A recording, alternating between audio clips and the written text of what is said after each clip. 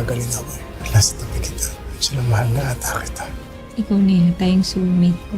Nakiusap sa akin ng parents ni Elton. Pagod na raw yung anak nila sa pagtatago. Willing silang makipag-settle off court. Wala pong katumbas na pera yung buhay ko. O buhay ng kahit na sinumang tao. And why is he here? Because he's going to be my family too, Ma. Ikakasal na kayo? Yes, Pa. All I see and all I want is you. Sa buhay man o kamatayan, hindi kita iiwan. May bago tayong client. Kailangan natin mapuntahan. Birthday ni Bernard po kasi. Pero sayang naman tong opportunity na to, Angela. Kung umalis kami ng maaga, maybe we can be back in time for Bernard's party. Happy birthday! Gusto ko pa kasing ibigay sa'yo yung birthday gift mo eh. Saan po babanda dito yung Molabe Street? Molave Street, diretso lang po kayo. Tapos sa unang kanto, kaliwa. Tapos kanan. Salamat po ah. Ma, birthday po ni Bernard. Birthday mo nga, hindi kami pumunta ng papa mo, di ba? Give me one good reason kung bakit pupunta kami ng papa mo. Dahil buntis ako, magkakapo na kayo.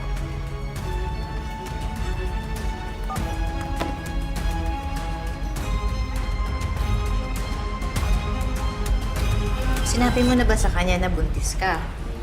Kasi ang mga lola, nagbabago yan pag nalalaman nilang magkakaapo na sila. Wala namang effect. Binabaan pa nga ako ng phone kanina.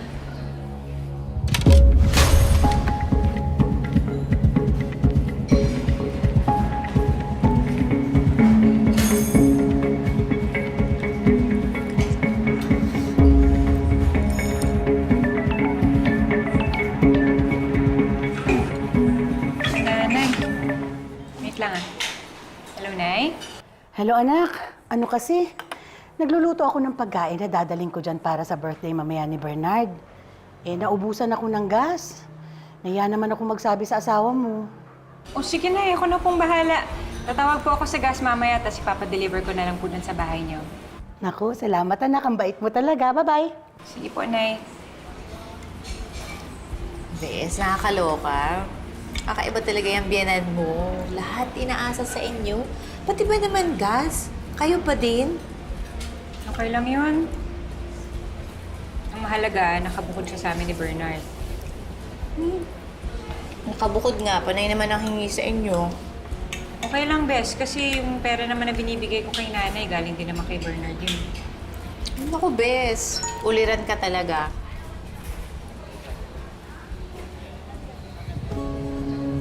Gretchen, Anong sabi? si Elton daw. Nakatakas sa kulungan.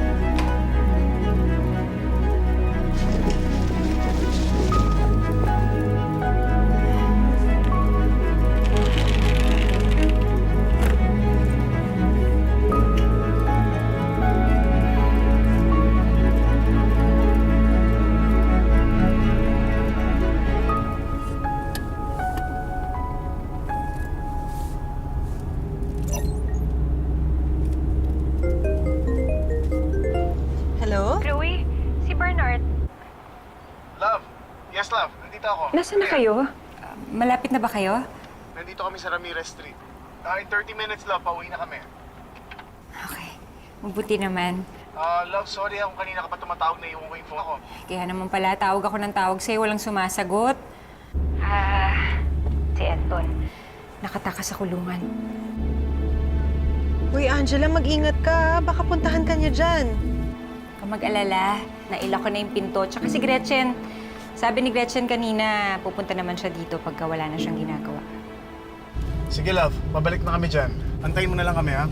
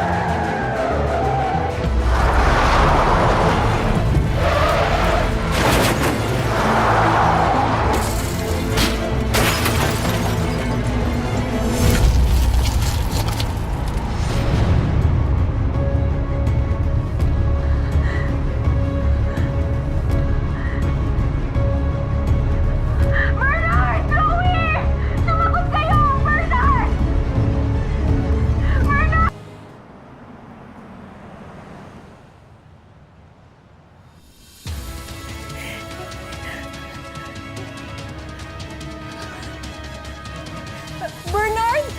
Bernard! Bernard, Chloe! Bernard! Bernard, sumagot ka! Sumagot ka! Nasaan kayo? Bernard!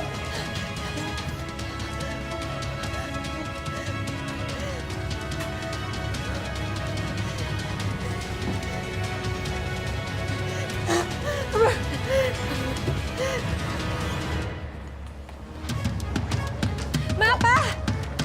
Butit po, dumating na kayo. Kailangan na po natin umalis. Sumakay na po tayo ulit na sasakyan. Si Bernard at si Chloe na aksidente po. Kailangan na natin punta doon. Okay, okay.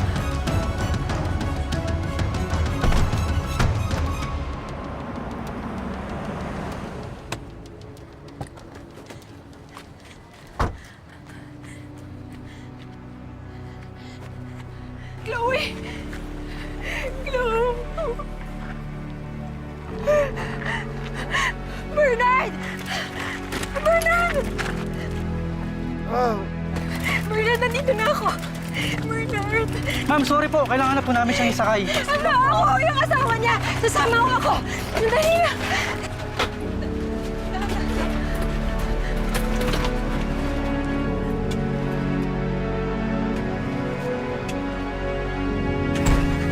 Bernard! Bernard, lumaban ka. Huwag kang bibitaw.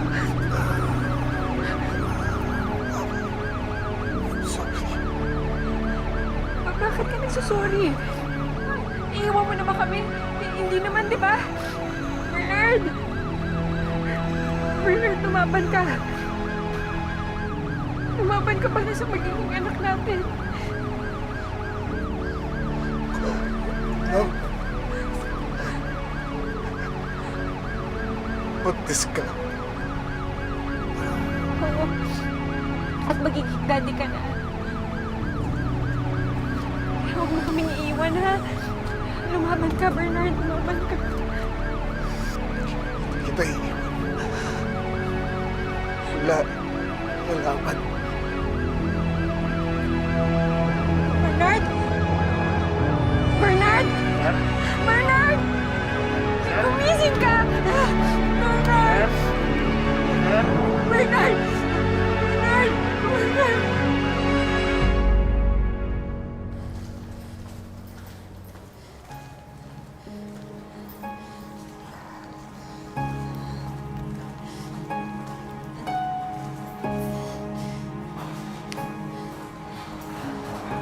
Anak, maupo ka kaya. Bawal sa buntis ang ma-stress. Lalo na't nasa first trimester ka. Just please relax. Parang hindi ko po yata kaya mag-relax. Nag-aagaw buhay yung asawa ko. I'm sure the doctors are doing everything they can for your husband, anak. Hindi ko kakayanin pa. Hindi ko kakayanin pag nawala si Bernard. Mahal na mahal ko si Bernard. Hindi ko kakayanin kapag nawala siya. Lalong-lalo na ngayon magkakaanak kami. Anak, na-hospitalized na before si Bernard and he survived. I'm sure he will survive this too. Sana nga po kayanin niya.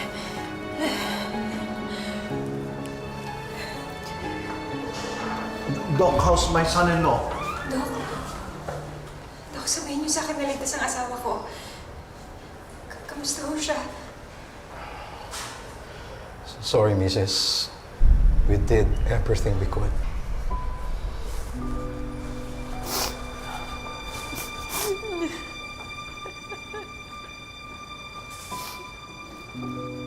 Hindi totoo.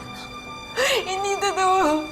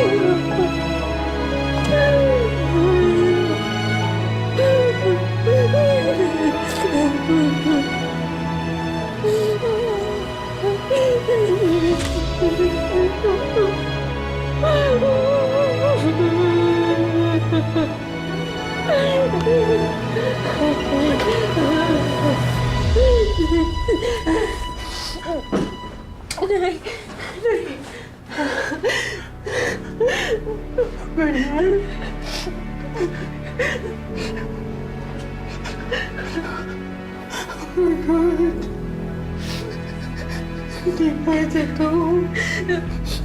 Ikaw lang ang meron ako. Bernard! Bernard! Bernard! Bernard! Ayaw si nanay. Bernard! Si Bernard, gising ka na. Gising ka na.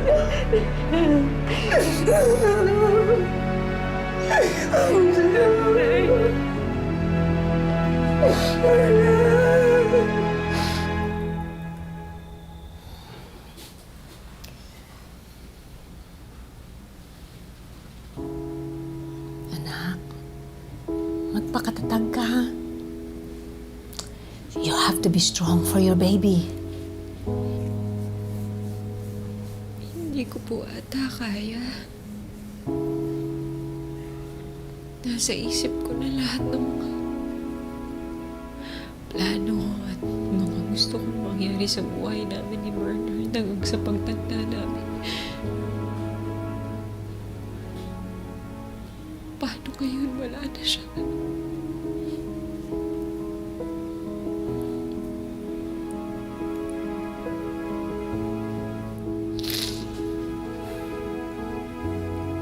Bakit kasi pinili mo pa yung puso mo kaysa sa isip mo?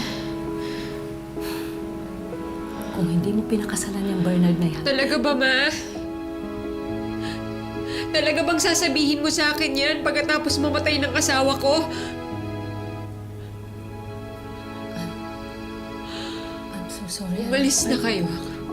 I didn't mean to say Umalis na kayo. Please, Ma! Umalis na kayo!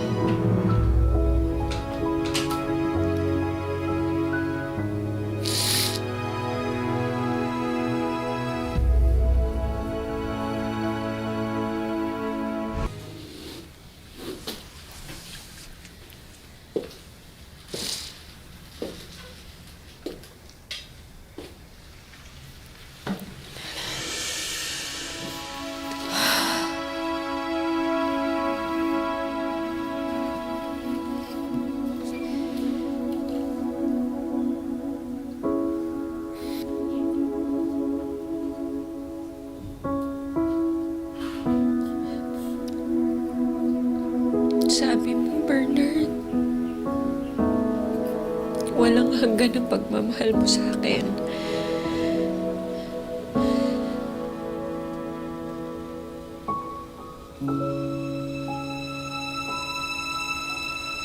Gusto pa kita makasama. Gusto.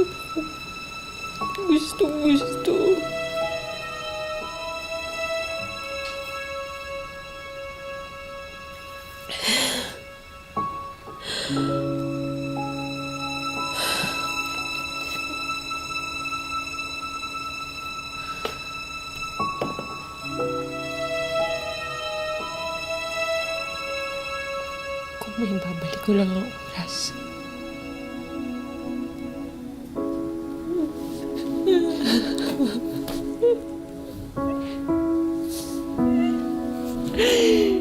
Hindi totoo.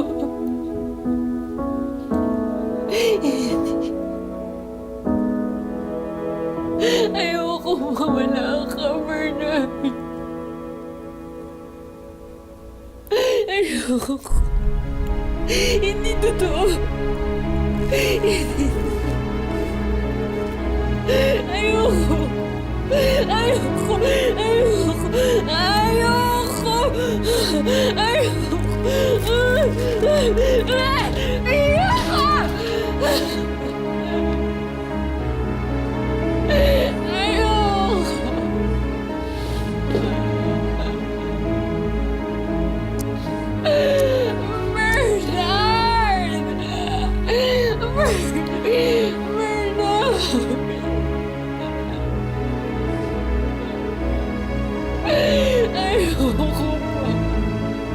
Hindi ako handa, Bernard! Ayoko.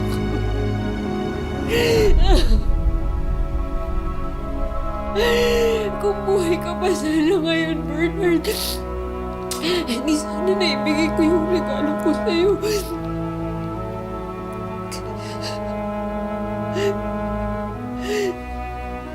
Sana magiging daddy ka na.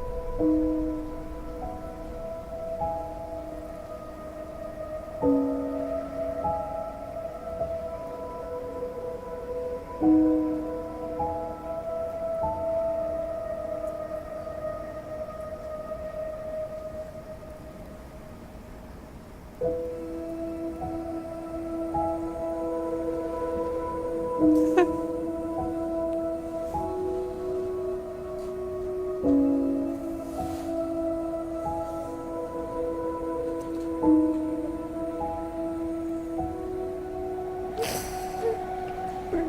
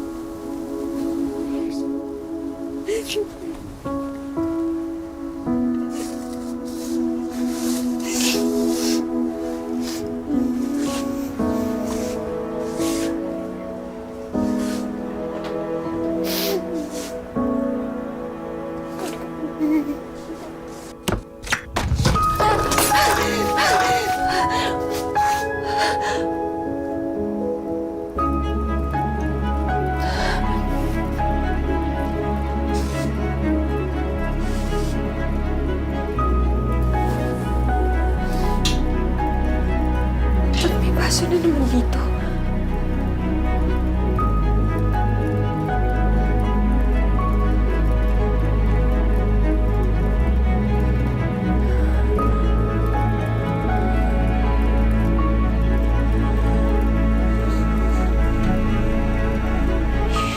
Hindi na kayo ulit magkikita ng daddy mo.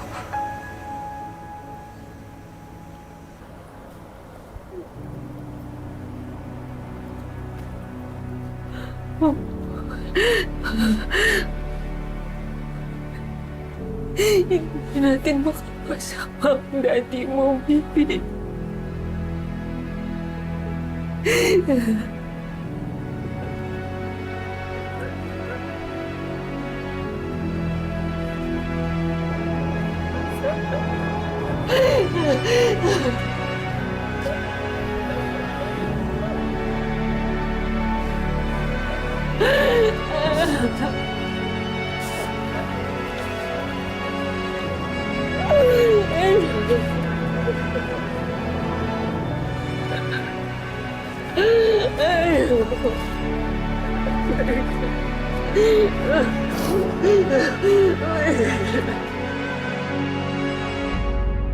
Saan po ba dito yung Malabi Street? Hindi ho ba natanong niyo na yun kahapon? Kararating ko lang ho dito sa lugar niya, miss. Wala po talagang pasyente o bangkay na dinala dito sa ospital. May ganyang pangalan ng asawa ninyo.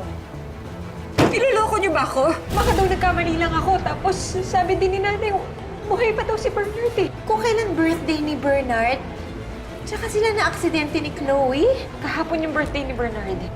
August 7 ngayon. Ano ba nangyayari sa akin? Hindi ko alam. Gulong-gulo na rin ako eh. Love? Bernard! Deja vu lang yung na-experience mo. Akala mo nangyari na yung isang event na kakatapos lang. Pwede ba yung mangyari? Yung paulit-ulit kong na-experience lahat?